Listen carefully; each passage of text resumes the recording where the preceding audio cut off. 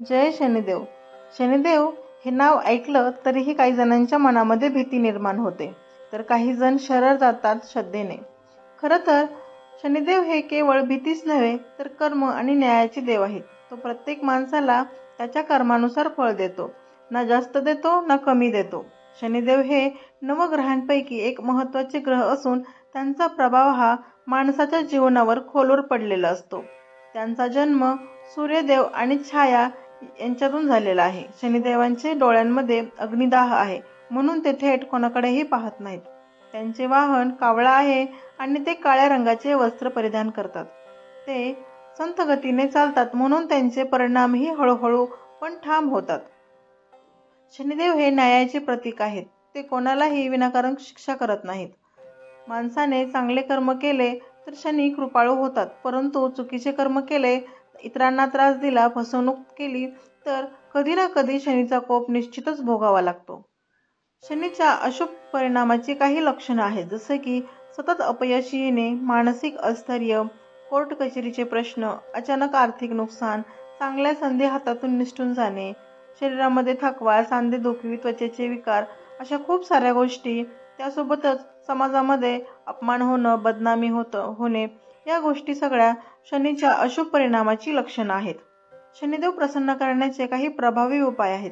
त्याआधी तुम्ही चॅनलला नवीन असाल तर चॅनलला सबस्क्राईब करा आणि व्हिडिओ शेवटपर्यंत पहा. पहिला उपाय म्हणजे शनिवारी उपवास करणे. शनिवारी हा शनीचा देव आहे.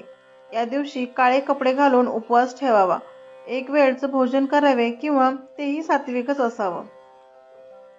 शनिवारी जर उपवास जमत नसेल तर सोमवारी केला तरीही चालतो, कारण शनिदेव हे महादेवांचे भक्त आहेत. महादेवांचा वार सोमवार आहे, किंवा दोन्हीही दिवशी उपवास केले तरीही चालेल. दुसरा पर्याय म्हणजे कावळ्याला अन्नदान करायचं आहे. शनिदेवाचे वाहन म्हणजे कावळा. त्यांना प्रसन्न करण्यासाठी शनिवारी कावळ्यांना अन्न द्या. त्याच्यामध्ये गोड भात, वरण भात आणि तीळ यांचा समावेश असायला पाहिजे.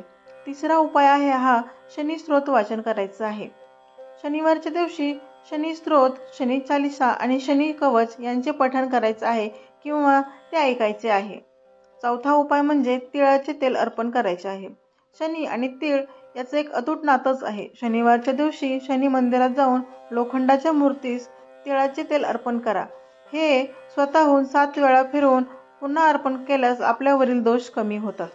पाचवा उपाय म्हणजे दान करा. काळे वस्तूंचं दान केलं पाहिजे.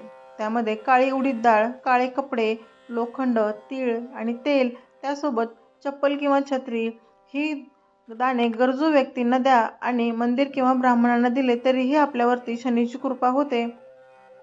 सहावा उपाय म्हणजे पिंपळाचं पूजन.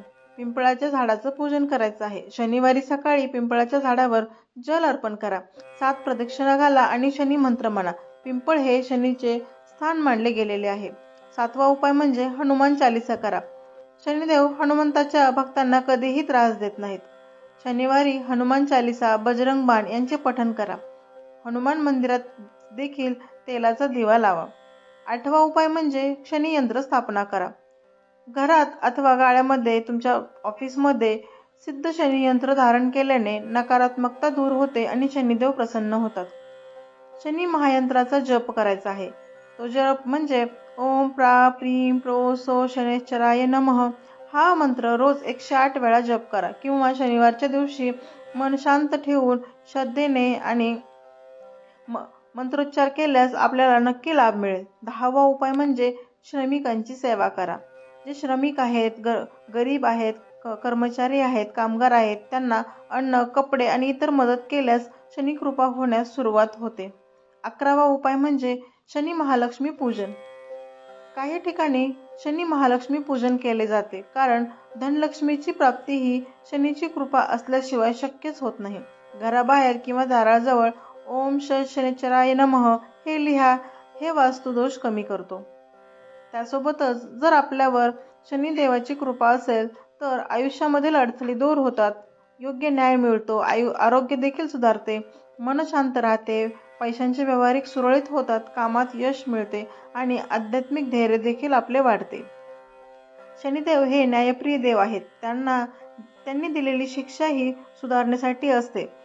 आणि कृपा ही उन्नतीसाठी. आपण योग्य मार्गावर राहून इतरांना त्रास न देता श्रद्धेने त्यांच्या पूजन उपवास करून शनिदेव नक्की आपल्यावरती प्रसन्न होतात. शनिदेवाची कृपा आपल्यावरती सदैव राहो. जय शनिदेव. धन्यवाद मंडळी. व्हिडिओ आवडला असेल तर लाईक करा आणि आपल्या परिवारामध्ये शेअर करायला विसरू नका. अशाच नवीन माहितीसाठी चॅनलला सबस्क्राईब करा.